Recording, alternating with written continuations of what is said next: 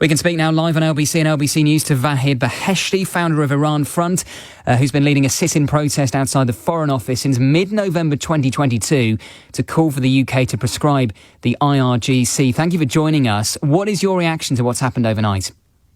Thank you for having me here. So I can thank President Donald Trump and Prime Minister Bibi Netanyahu on behalf of Iranian people that I am every day, at least 3 Zoom call I have with Iran, with different groups, ethnic, religious, and political groups, which they are getting ready for the final uprising. I think today the world will remember these 2 names, President Donald Trump and Prime Minister Bibi Netanyahu, for what they have done. They've done the dirty work that the world should have done years ago. So they're doing all the heavy lifting at the moment. I have said this 1.5 years ago, a few weeks after October the 7th, on Israeli parliament. I have addressed the ministers. We have to go after the head of octopus. Until we go after the head of this octopus of terrorism and barbarism, we will have these problems in the Middle East, and this is uncontinued.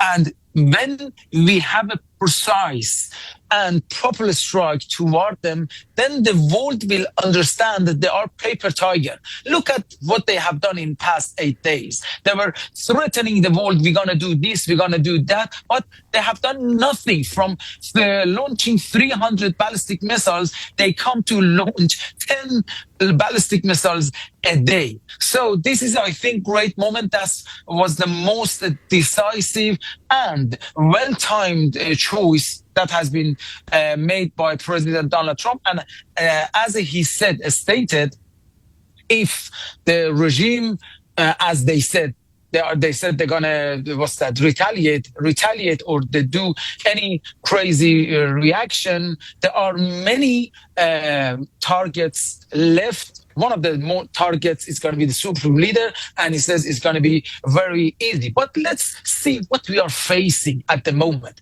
We are not facing just military action. We are facing full scale. This is my view. Full scale, hybrid intelligence, military warfare against this brutal regime with the aim of regime change. This is my view.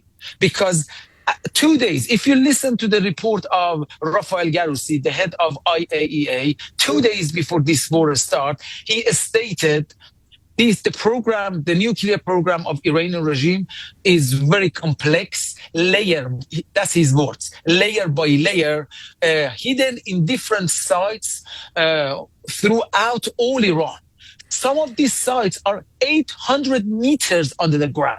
So only by military action, you cannot neutralize this threat. So the regime change is going to be the only solution to this threat, which is going to be the result of joint effort and task between Iranian people from inside of Iran, which they are getting ready, and international community, which I think we are on that path. But at the moment, if you look at the streets of Iran, especially Tehran and big cities, past 5-6 days, the regime is terrified from the final uprising of the people. And if you look at the streets, he deployed all his oppressive forces on the streets.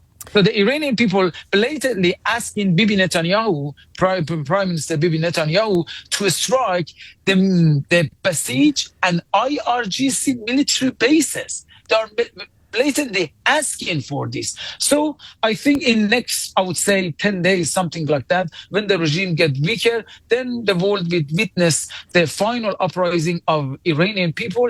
And once for all, we are going to neutralize this threat. Just look what they have done in past 46 years. Killing Iranians every day, imprisonment, torture them, exporting terrorism, extremism to the whole world, the threat of nuclear threat toward their neighbors, to the whole world.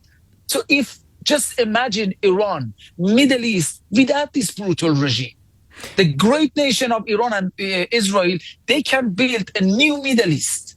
Not and give but many Vahid, great look, things to the world. you make a perfectly legitimate point, and look, you don't need to tell me how evil the current Iranian regime is. But if the US were to go in and launch a regime change operation, and by the sounds of it, you're almost suggesting that there need to be US boots on the ground, which of course is not what President Trump is saying at the moment. But it's a valid point. No, I didn't say that.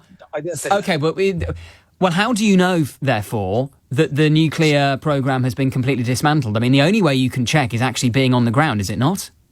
Look, that's as I explained. I said if you look at the report of Rafael Garussi, the head of IAEA, he said their nuclear program very complex, layer by layer, hidden in different sites.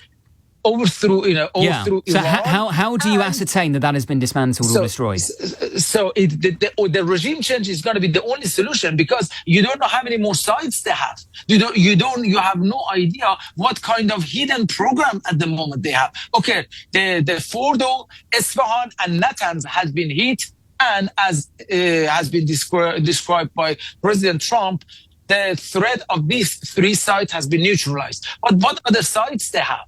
No one knows. So the only solution is regime change. And I didn't ask, this is very important, for boots on ground. The boots on the ground are Iranian people. The Iranian people are the great military of 18 million who are thirsty for freedom and democracy for many years. They had many uprisings, but they've been successful because of the level of the brutality of this regime. Now they're getting this help from America, from Israel, from international community to weaken the regime. They can do the job on the ground and change the regime, finish the regime, put an end to this brutal regime.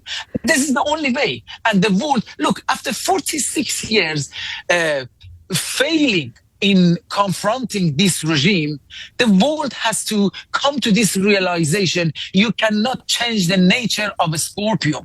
Doesn't matter what kind of service you provide to the scorpion, it's going to bite you. The nature of this regime, you cannot change it. You cannot change the behavior of this regime.